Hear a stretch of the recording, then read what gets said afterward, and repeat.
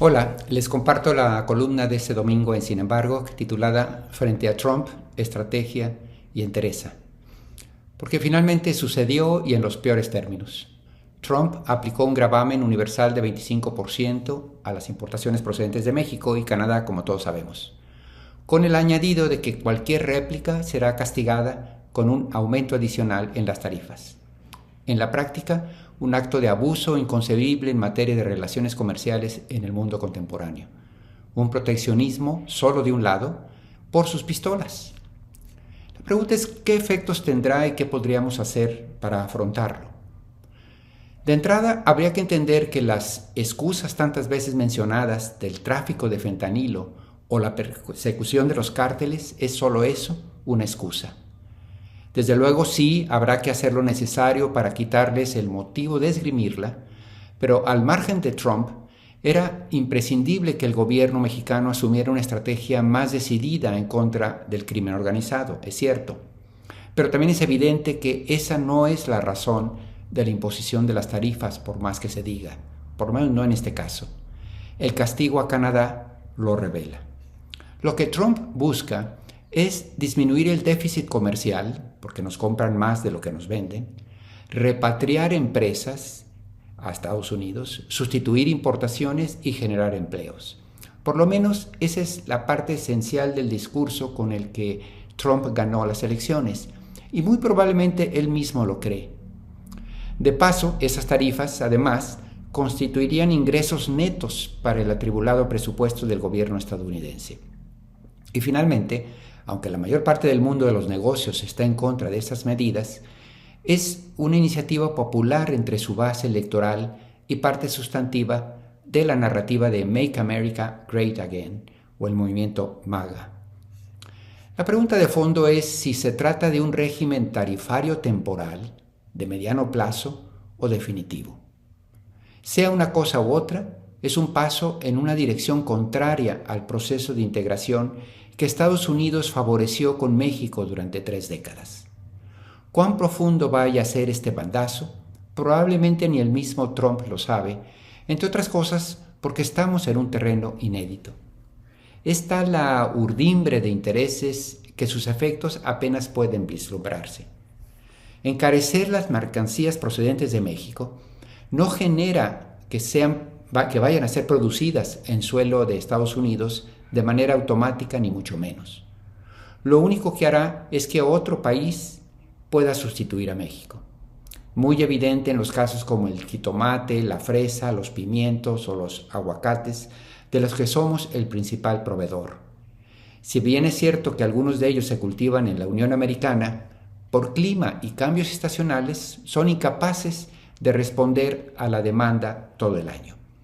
Cancelar las importaciones de México solo hará que Centroamérica, Filipinas o el país equivalente entre al quite. Se produciría un daño a México, es cierto, pero sin un beneficio para Estados Unidos, salvo que el consumidor allá tendrá que comprarlo más caro. Por otro lado, hay muchas exportaciones mexicanas cuya competitividad supera el 25% de gravamen.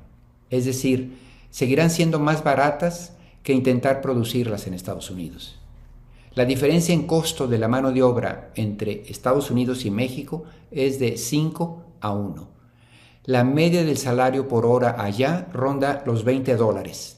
En nuestro país equivale a $4, y eso considerando los inscritos en el Seguro Social, no el salario mínimo que anda en torno a los $2 la hora. ¿Esto qué significa? Que a pesar del castigo del 25%, productores e intermediarios mexicanos pueden ajustar márgenes de ganancia y seguir siendo competitivos. Por otra parte, el deslizamiento del peso irónicamente jugaría a nuestro favor, al menos en este punto, porque un peso más barato hace que el precio en dólares para adquirir productos mexicanos disminuya en la misma proporción. Es decir, parte de este 25% sería compensado por el deslizamiento. Todo lo anterior significa que el aumento tarifario no equivale al fin de las empresas mexicanas que hoy exportan a la Unión Americana. El tema nodal, el tema más importante sin duda, es el de la industria automotriz, tractores incluidos. Si Trump quiere hacer una guerra a las armadoras para obligarlas a trasladarse a Estados Unidos, tendría que ser brutal y permanente, porque los costos en Detroit o en lugares similares son mucho más altos que ese gravamen. Y por lo demás, una parte no desdeñable de la producción de Ford y todas estas empresas, General Motors acá en México, que está también encaminada al mercado final mexicano y a otros sitios de exportación, con márgenes de rentabilidad que las empresas automotrices no querrían perderse. Dependerá pues de su capacidad de cabildeo en Estados Unidos para que puedan bregar con las intenciones de la Casa Blanca. En su defecto, si Trump solo desea evitar que empresas chinas usen a nuestro territorio para colocar autos en Estados Unidos, la respuesta de México también sería totalmente distinta. Y luego está el tema de las represalias. Es cierto que México y Canadá necesitan de Estados Unidos mucho más de lo que éste nos necesita, al menos en cifras. El 80% de lo que exportan México y Canadá va a la Unión Americana, el 80% de nuestras exportaciones de ambos países, mientras que solo el 29% de lo que compra Estados Unidos procede de México y Canadá. Sin embargo, en muchos casos puntuales, la codependencia es dramática, porque para productores de Estados Unidos de maíz, cerdo, industria alimentaria, frutas, acero, gasolinas y un largo etcétera, la aplicación de un gravamen de 25% por parte de México, que en castigo o en reciprocidad, provocaría impactos significativos. En los planes C y D de México y Canadá están perfectamente detectados los sectores electorales y las regiones más afectas a Trump para, llegado el caso, aplicar gravámenes selectivos de manera quirúrgica y con mayor probabilidad de incordiar a su base. Conviene replicar con tarifas, a pesar de la amenaza de Trump de que cualquier respuesta le llevaría a él a aumentar por encima del 25% estas tarifas. Bueno, México tiene que tomar una decisión definitiva de aquí al martes, y por lo demás es ingenuo tratar de convencer a Trump de que el empobrecimiento de México no acarrea ningún beneficio a su país. Ahora, nótese que al usar el pretexto del fentanilo, Trump se deja abierta una coartada para levantar tarifas en poco tiempo en caso de que el resultado le sea inconveniente. El resultado del aumento de las tarifas y las olas que esto provoque en Estados Unidos, siempre puede decir, tras unos cuantos días, decir, ok, ya están haciendo lo suficiente en materia de fentanilo para levantar las tarifas. Eso deja a Claudia Sheinbaum en un dilema: declarar la guerra tarifaria abierta o apostar por medidas intermedias y apostar al cabildeo y a los contrapesos que surgirán dentro de Estados Unidos. En este momento solo ella puede determinarlo, porque nuestra capacidad de resistencia depende de la relación que tengamos con empresarios y poderes fácticos en nuestro país, del comportamiento del peso y del espíritu de la nación, por así decirlo. ¿Cuánto realmente se va a cerrar filas en torno a una estrategia de sacrificio? ¿O cuánto en realidad es simplemente una palabrería y los empresarios serían los primeros en empezar a mandar capitales fuera del país?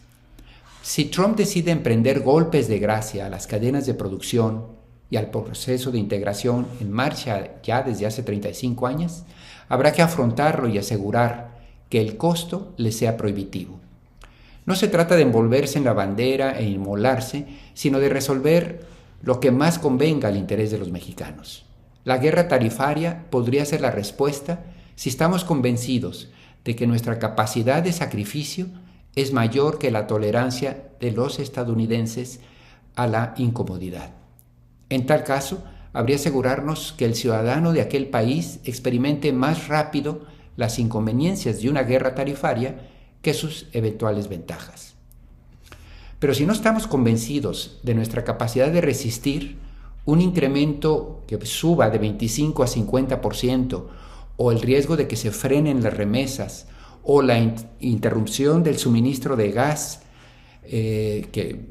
porque con Trump todo es posible, y sí, detener el gas nos deja inhabilitadas buena parte de las plantas hidroeléctricas que tiene nuestro país y se alimentan de eso.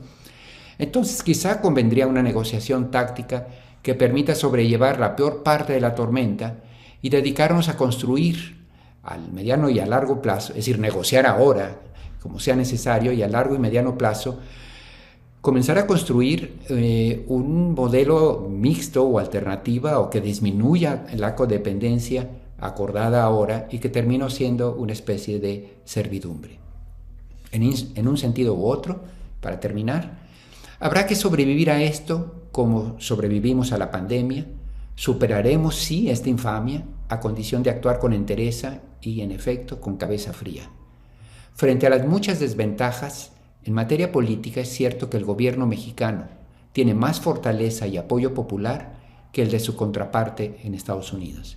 Eso tendría que servir para lo que venga, que apenas comienza. En todo caso, tengo la impresión de que Claudia Sheinbaum tomará la decisión más conveniente y encontrará los argumentos para que la nación entienda estas posiciones.